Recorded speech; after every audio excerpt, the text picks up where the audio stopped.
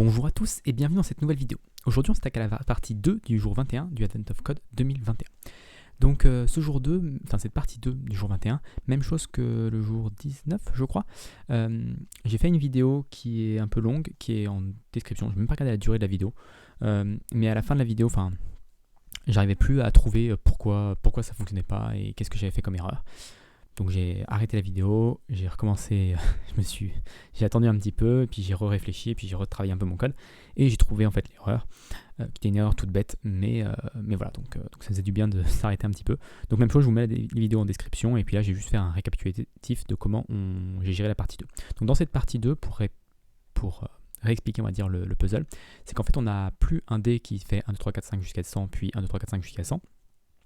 On a un dé qui à chaque fois qu'on le lance, crée 3 univers différents, un où il y a un où il donne un où il donne 2, un où il donne 3. Donc à chaque fois qu'on le lance.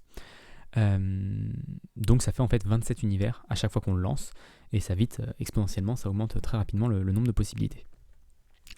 Donc l'astuce que moi j'ai fait, c'est que j'ai utilisé cette représentation là pour les lancer, plutôt que d'utiliser dire qu'on a 27 lancers différents. En fait on n'a que 7 de différents des lancers.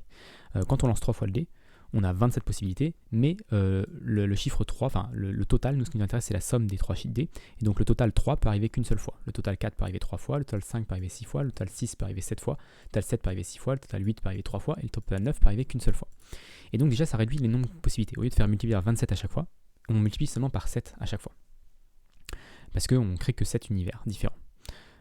Et ils sont identiques, il suffit juste de multiplier les chances de victoire par le nombre d'occurrences. Donc voilà, donc après j'ai fait une structure, j'ai un peu changé ma structure par rapport à la partie 1, j'ai créé un struct player qui est un identifiant qui est 1, 2, la position, le score, le turn c'est le nombre de tours, ça ne sert à rien, c'est pour du test, le win condition c'est soit 21, soit 1000 pour la partie 1, soit 21 pour la partie 2.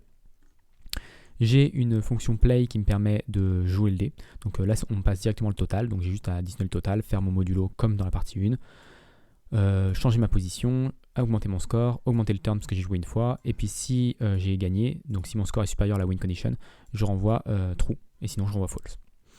J'ai aussi un turn qui est player 1, player 2 pour pouvoir alterner les deux.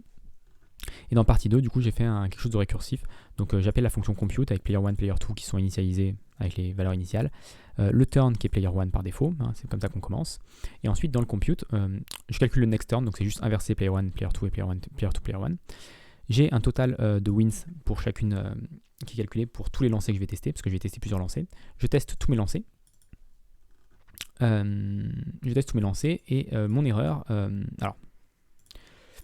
mon erreur c'était que mes player 1 et player 2, je les clonais à cet endroit-là. Et donc à chaque fois que je play, je faisais plusieurs plays pour le même player. En fait, à chaque tour de boucle, je continuais à play avec le même player. En fait, il devenait de plus en plus fort et il gagnait beaucoup trop vite. Donc en fait, il faut juste clone au début de la boucle. Je clone mon player pour avoir une nouvelle version, pouvoir toucher à cette version-là de manière isolée par rapport aux autres lancers de dés. Ensuite, je prends le player qui va bien. Je ne sais pas si j'ai besoin de player. Est-ce que j'utilise player autre part ? Oui, j'utilise player après plus bas ici. Bref, donc j'utilise player pour savoir lequel des deux players va jouer. J'utilise le turn pour savoir quel player va jouer. Je fais jouer le player. S'il a gagné, dans ce cas-là, j'ajoute à mon total le times, donc le nombre de fois que j'ai gagné. Si c'était par exemple un 9, je sais que c'est qu'une seule fois. Si c'était un 6, je sais pas, si c'est un 6, c'est 7 fois que je gagne à cette version-là, parce qu'un 6 peut tomber 6 fois. Enfin, il y a 6 chances pour qu'un 6 tombe. Enfin, il y a 6 sur 27 chances que le 6 tombe. Donc là j'ajoute mon times à mon total player win, et sinon c'est là où j'ai ma récursivité. Si j'ai pas gagné, je continue à jouer. Donc je continue à jouer avec le new player 1, new player 2, donc mes versions mises à jour, et je lui passe next turn qui est l'inverse du tour actuel. Je récupère à cette compute combien de fois après avoir compute ça player 1 a gagné, player 2 a gagné, et je multiplie ça par time parce que on est, je vous rappelle, dans un univers où par exemple si on utilise 6, ça veut dire qu'on arrive 7 fois. Ce monde arrive 7 fois dans le déroulement des choses. Et donc du coup, il faut bien qu'on multiplie les deux valeurs par 7 pour avoir la valeur finale. J'ajoute ça à mon total, et du coup, à la fin, je retourne mon total. Là, c'est juste du debug, je rajoutais all times, d'ailleurs, je peux l'enlever.